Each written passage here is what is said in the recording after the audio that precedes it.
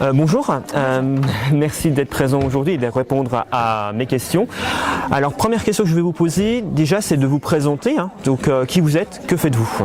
Alors donc je m'appelle Maud Hugo, je travaille au niveau de l'insertion professionnelle au Conseil général de Meurthe-et-Moselle et donc je suis chargée de l'évaluation et de la prospective. D'accord, alors vous avez quel type de public que vous occupez? Est-ce que vous avez vraiment... Alors nous on s'occupe uniquement des bénéficiaires du RSA socle, donc des personnes très éloignées de l'emploi. Donc pour ce faire, on a aussi des équipes avec notamment des travailleurs sociaux et des personnes qui structurent un peu l'accompagnement, et on fait appel à des prestataires, des associations partenaires pour tout ce qui est accompagnement. Donc alors la question que je vais vous poser maintenant, c'est comment vous avez connu les rendez-vous des acteurs? Je dirais presque par le réseau, parce que finalement c'est de mail en mail où des collègues m'ont envoyé l'information parce que c'est un secteur où je débutais. Je viens de la prévention santé à la base, donc j'étais en recherche aussi de formation plus spécifique par rapport à la formation et à l'insertion professionnelle. Alors quelles sont un peu vos attentes par rapport à la thématique de l'évolution, de l'évaluation? Qu'est-ce que vous attendez de ces rendez-vous?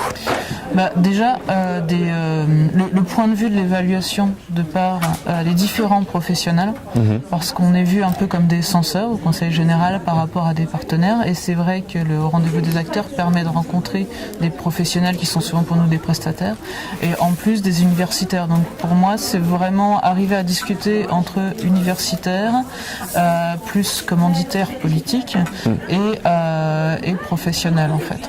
Et on l'a vu encore ce matin, c'est des temps, ne serait-ce que de vie, très différents entre ces trois types d'acteurs. Et par rapport déjà à cette première matinée qui vient de se terminer, qu'est-ce que vous en ressortez? Qu'est-ce que vous identifiez comme point important, très intéressant, que vous pourrez après remettre en application sur vos métiers, sur votre métier?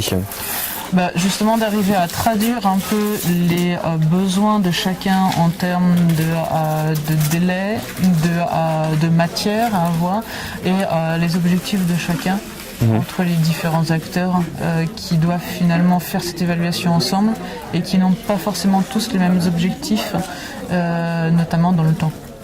C'est vrai que c'est quelque chose, l'évaluation est quelque chose de très compliqué, très complexe.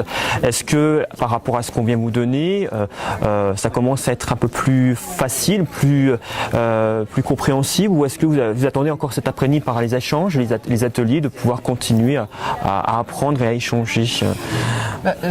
J'ai encore beaucoup à apprendre, je pense. Maintenant, ce qu'on a vu ce matin permet surtout de structurer en fait la pensée, ce qui permettra mieux de l'expliquer. Parce que quand on est en rôle d'évaluation, c'est au sein d'une équipe de gens qui n'ont pas forcément cette culture-là.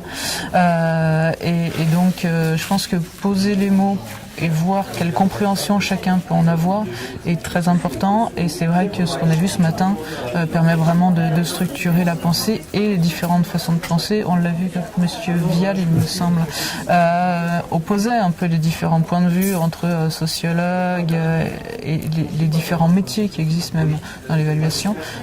Voilà, de bien déterminer où est-ce qu'on se pose en fait pour évaluer. D'accord. Bon, en tout cas, merci d'avoir pris le temps de nous répondre. Et puis, je vous souhaite une très bonne journée. Merci.